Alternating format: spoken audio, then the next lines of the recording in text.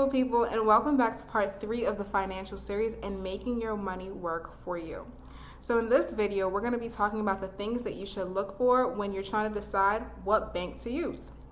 We're going to be talking about savings and we're going to be talking about checkings. But before I get into that, I want to tell you guys that even though I use online banks for my funds and for my savings and things of that nature, I still have my Capital One account, which is a big name bank, but it is solely for depositing cash money. That is probably the only con that I see with online banking, is that you can't deposit cash money, but you can still do your Zelle, your Quick Pay, your Cash App, your OnlyFans, whatever you use, you can still use it. So let's jump right in. All right, so when it comes to savings, there are 3 things that I think that you should look into when it comes to choosing a bank. 1, the interest rate. That is number 1. You want to choose the highest interest rate around. That is how I picked my savings account, and that's just the rule of thumb. You want to make more money on your money. The second thing that you want to look into is the transfer rate. So there is usually a limit on how many times you can transfer money in and out of a savings account a month. So you just want to check on that. I believe for the big name banks, it's around 6, but I'm not sure what it is for all the online banks. So that is something you want to check out if you're going to be needing to access that money a lot more. And the third thing that I want you guys to check out is if there is a minimum balance. Most of the banks that I've come across thus far don't have a minimum for the savings accounts, but you never know. Or there might be even an incentive for having a higher interest rate if you have a certain threshold in your savings account. In addition to checking out what the minimum is, if there is one, you want to check out if there's a minimum fee. Like, we don't pay fees out here for putting my money, for having you hold my money, I'm gonna pay a fee. That makes sense? Now on to the check-ins. Now with your checking account, the things that I think we should look for, definitely interest, but we're going to put that a little bit lower on our list.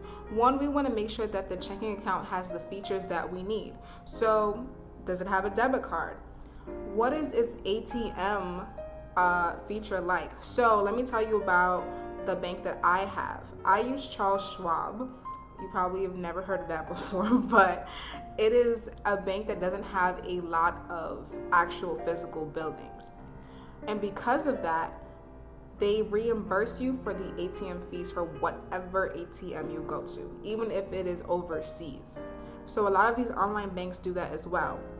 They may not be at every single ATM, but they have tons and tons and tons of ATMs that you can go to withdraw your money, and they reimburse you the ATM fees at the end of the month. So you don't have to be worrying about, oh my gosh, there's no chases around here, or what have you. That's already covered. Next thing on our list goes back to the features actually.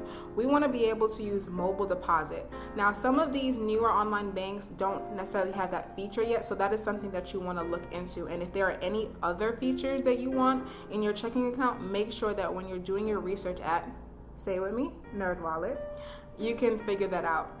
Also, disclaimer, when you use NerdWallet, even though it has great information, you still want to click on the website of whatever bank card that you're trying to use to read up on that actual site's information, just so that you're not confused or misled in any way. And the last thing that we kind of touched on earlier is the interest rate. There are some checking accounts, Monique, what is wrong with you? There are some checking accounts where you can have an interest rate, but it may not be as high as the 1 point whatever's that we had for our savings. But as I said before, having an interest rate is better than having nothing. All right, guys, this was part 3.